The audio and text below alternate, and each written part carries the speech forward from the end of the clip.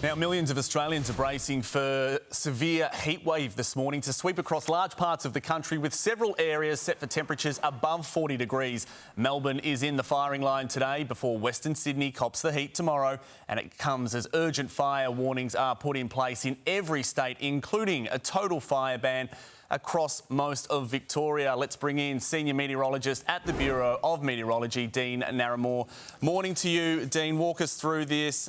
Which parts of the country will be most affected from this heat wave?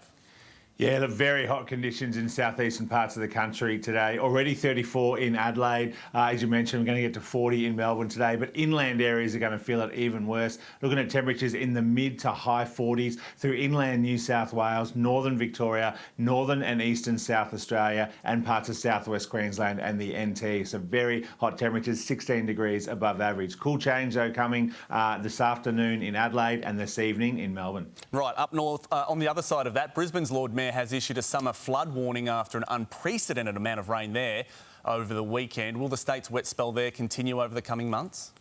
Yeah, definitely in the short term, we're looking at these showers and wet conditions continuing in the coming days. And then looking at the summer outlook, we are looking at average to above average rainfall in the coming months from much of Queensland as well. And summer is the flood season in Queensland, so it's always good to be prepared in the coming months with heavy rainfall. Right, plenty to look out there for, Dean. Thank you very much for that.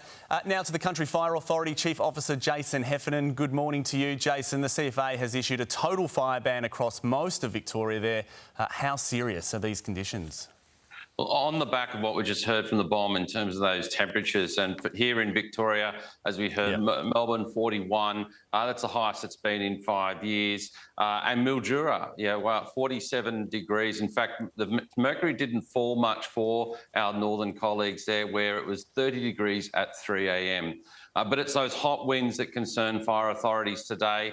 They will ever increase from this morning through to the peak of the day, where we'll see that southerly flow come through much later this evening, probably around the 9 o'clock this evening into Melbourne, which is driving those extreme fire dangers. And in some parts of the state around Westermere and Streatham, I expect, maybe even exceeding the extreme threshold, which has led to a total fire ban across much of Victoria today, with the exception of northeast and Gippsland. It's going to be a very challenging day for communities here in Victoria, very hot.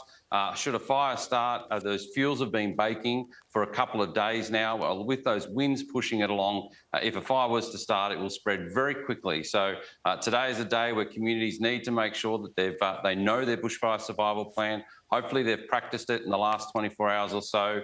If your plan is to leave early, hopefully you've already got in the car and started to go to where you're going to go today. But have that Vic Emergency app with you, have more than one source of information. Today is a day to be situationally aware to what's happening around you and be ready to take action. Yep, good advice. Thanks very much for that.